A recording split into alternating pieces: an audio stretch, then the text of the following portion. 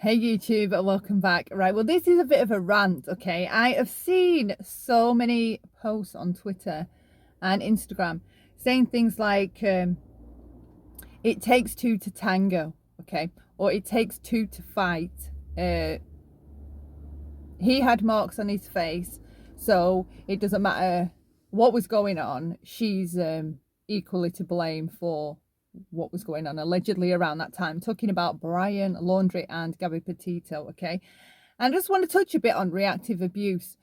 I keep seeing other posts saying things about how if she touched him, that's abuse, right? And I wish people that aren't educated in DV or DA or have been through it or have gone through the cycle and been able to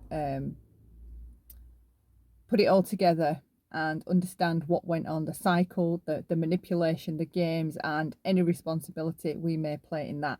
So reactive abuse is when the abused abuses the abuser, all right? So the abuser is working the whole time in the relationship, gaslighting you, blame shifting, swapping words around, giving backhanded compliments, adding to your frustration, pretending they don't know things, lying, disappearing, not being where they're supposed to be on time, being awkward, giving you the silent treatment, stonewalling you, starting arguments, storming off.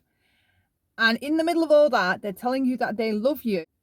They may be trying to change, and you don't know what the hell is going on, only that you love this person. So all the time they're working, putting all this pressure, it puts psychological pressure on the brain, because the brain is left trying to figure out all these different things that have gone on throughout the day or the day before or last week or the month before. And there's all these dead ends. So the brain is struggling to figure out what's going on and trying to alert you to a problem. Okay, all those feelings, the confusion and the cognitive dissonance, your body's trying to warn you that this relationship that you're in isn't safe. You need to leave. That's what all those feelings are, okay? It's your body telling you, your body knows. So reactive abuse. So you have all that going on in your mind as a victim, and then the abuser is continuing to escalate it, push you, saying things about you, criticizing you, making statements, ignoring you, again, pretending they don't know how to work this or what you meant by that, or pretending to forget they forgot to bring something home on the way home from work. They're playing all these games with the victim, and he or she is completely unaware that this is going on.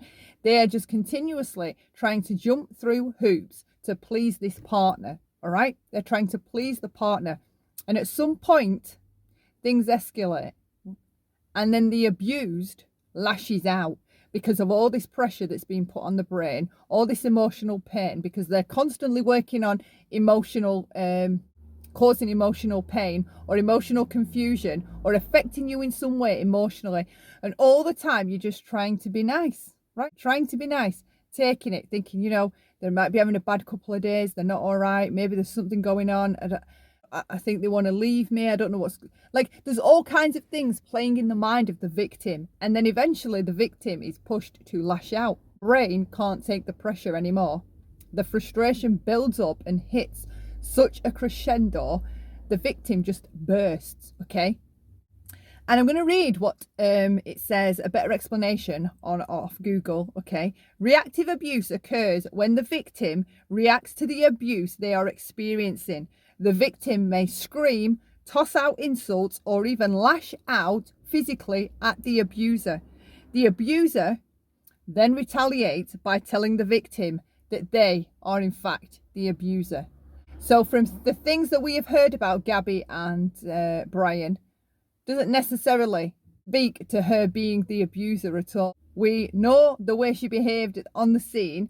We saw his marks, and now we know from other eyewitness accounts that he was physically hurting her. Even her own account, she said he had her round her mouth or round her throat, round her jaw, okay? And oh my God, Stop saying it takes two to tango in an abusive relationship. It doesn't take two to tango. Not in an abusive relationship when you have an abuser manipulating the situation and gaslighting the victim, and the victim doesn't have a clue what's going on. They just love the abuser. That does not take two to tango. One is abusing the other. By saying it takes two to tango when there's a toxic relationship or an abusive relationship, or just putting it down to that it's simply just that, it's ignorant and absolutely ridiculous, because it just isn't true. It's false. You're putting out false information. It does not take two to tango in an abusive relationship. You have a victim that's experiencing reactive abuse and trauma and likely living in a PTSD state, and you have an abuser controlling and orchestrating absolutely all of it and knowing exactly what they're doing and wanting it to get to the point where the victim hits reactive abuse and lashes out. You know why? Because that's when they really get excited. When the victim starts trying to put their hands on the abuser, that's when they're really excited. It's sick. It doesn't take two to tango. It doesn't take two to fight. You have an abuser and you have a victim. All right, that's it. Sorry for the rant, but I had to say it. Okay, see you in the next one. Bye for now.